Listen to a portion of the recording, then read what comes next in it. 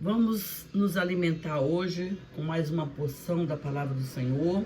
Já estamos chegando ao finalzinho, então nós vamos para o capítulo 30 de Provérbios. A palavra do Senhor nos diz assim, essa palavra é a palavra de Agur. E antes de começar, eu quero dizer que aqui começa os dois apêndices da palavra do livro de Provérbios, que é capítulo 30 e capítulo 31, que é um apêndice de Agur e Lemuel, né? A expressão massá deve ser traduzida por sentença, por fardo, o que quer dizer a mensagem de Deus, segundo se vê lá em Jeremias capítulo 23, 33, onde a mesma palavra se traduz por sentença pesada, né? Os israelitas têm visto nos nomes de Agur e Lemuel referências indiretas à pessoa de Salomão, mas podemos dizer com certeza que o rei Salomão é o autor da maioria dos provérbios que assim tomaram o seu nome, né? Que todos dizem provérbios de Salomão. O que não sabemos é quem foi Agur e Lemuel, né? Sabemos que Lemuel foi um rei, mas não sabemos de onde, qual a procedência dele. Mas assim como sobre a inspiração do Espírito Santo, provérbios dos sábios de Israel foram acrescentados na sabedoria, né, no livro do rei Salomão. Assim também os provérbios desses dois apêndices, né, do 30 e 31. Vamos ler. Palavra de Agur, filho de Jaque, de Samar, Massá. Disse o homem, fadiguei-me, ó Deus, fadiguei-me, ó Deus, e estou exausto, porque estou demasiadamente estúpido para ser homem, não tenho inteligência de homem, não aprendi a sabedoria, não tenho conhecimento do santo.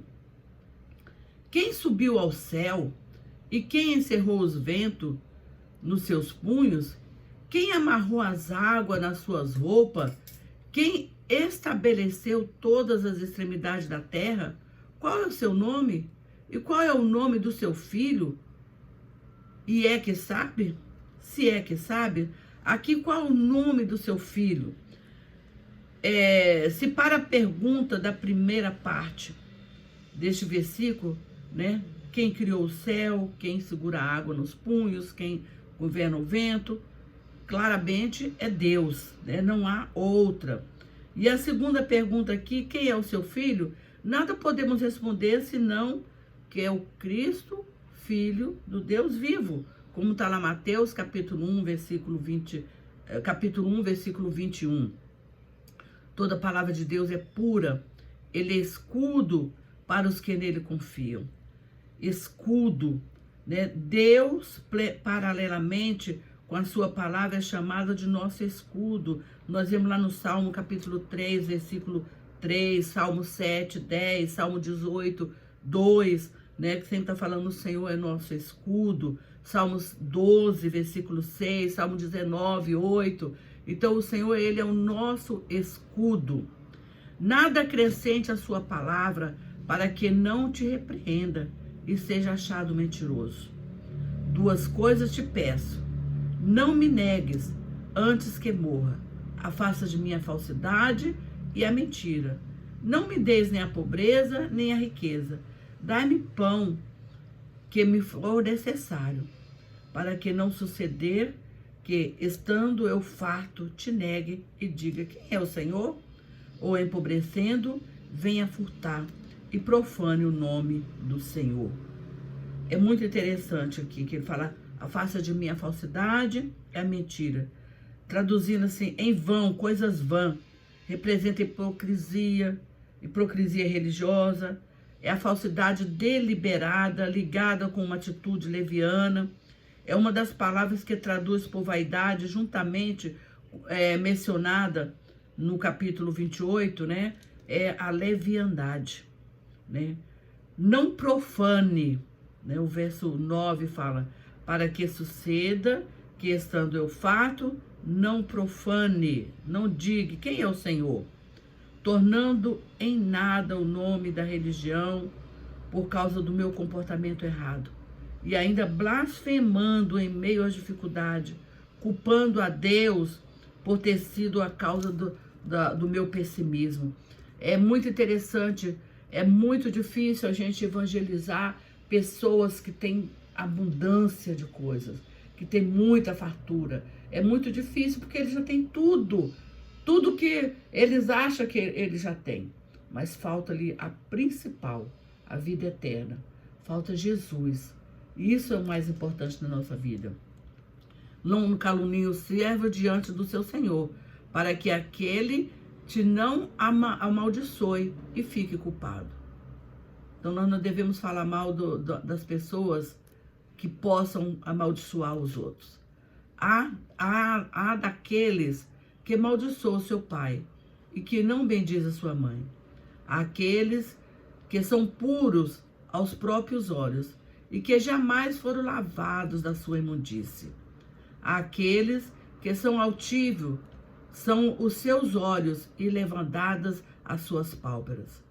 Aqueles cujos dentes são espada, cujos queixos são faca, para consumir a terra, os aflitos, necessitados entre os seus filhos.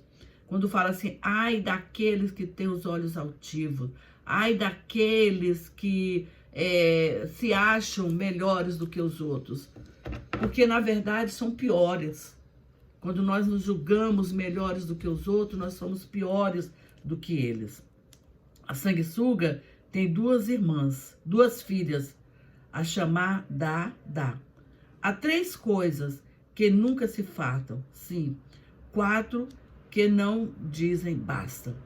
Elas são a sepultura, a madre estéril, a terra que se não farta da água e o fogo que não diz basta. Os olhos que zombam do pai ou de quem despreza a obediência da sua mãe. Corvos no ribeiro arrancarão os seus pitões de águia, serão comidos. Há 3 coisas que são maravilhosas demais para mim. Sim, há 4 que não entendo. O caminho da águia no céu, o caminho da cobra na penha, o caminho do navio no meio do mar e o caminho do homem com uma donzela. Tal é o caminho da mulher adúltera. Come, limpa a boca e diz, não cometi maldade. 3 coisas estremece a terra, sim. Sobre 4 não pode subsistir. Sobre o servo, quando se torna rei, sobre o insensato, quando anda farto de pão, sobre a mulher desdenhada, quando se casa, e sobre a serva, quando se torna herdeira da sua senhora. Há 4 coisas muito pequenas na terra, que porém são mais sábias que o sábio. A formiga, povo sem força, todavia no verão, prepara a sua comida. Os agazezos, povos não poderosos, contudo, fazem a sua casa nas rochas. Os gafanhotos não têm rei, contudo, marcham todos em bando. O jeco, que se apanha com as mãos, contudo, está no palácio dos reis. Há 3 coisas que têm passo elegante. Sim, 4 que andam airosamente. O leão, o mais forte dos animais, que por ninguém torna atrás. O galo, que anda ereto, o bode e o rei, a quem não se pode resistir. Se procederes insensatamente, em ti exaltareis, ou se maquinares o mal, põe a mão na sua boca, porque o bater do leite produz manteiga, e o torcer do nariz produz sangue. O aguzar da ira produz contenda. Esse último aqui, quando fala que nós aguzar é colocar fogo na ira, na contenda, né? A pessoa está irada e no meio daquela contenda você começa a dar razões para aquela contenda. Aquilo causa mais ira e mais contenda, mais briga, mais desavença. E mais uma vez eu volto a falar para você, seja bombeiro dentro da sua casa, acalma as águas, coloca água ali no fogo, acalma o fogo, apaga o fogo. Seja um bombeiro aonde você for. Não seja um incendiador. Não seja aquele que leva contenda, mas seja aquele que leva a paz, que leva a calma, que leva Jesus, que leva a verdade. Que o Senhor te abençoe e que te faça prosperar em todos os teus caminhos, na tua família, em nome de Jesus.